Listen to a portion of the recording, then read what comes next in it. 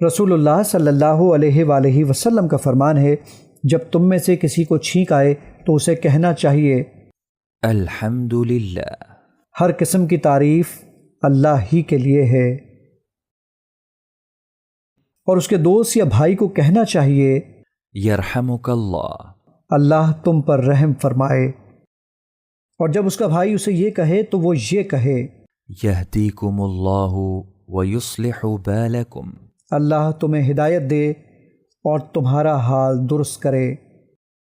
अगर काफिर छींक आने पर अल्हम्दुलिल्लाह कहे तो कहा जाए यहदीकुमुल्लाहु व युस्लिहु बालकुम। अल्लाह तुम्हें हिदायत दे और तुम्हारा हाल दुरुस्त करे।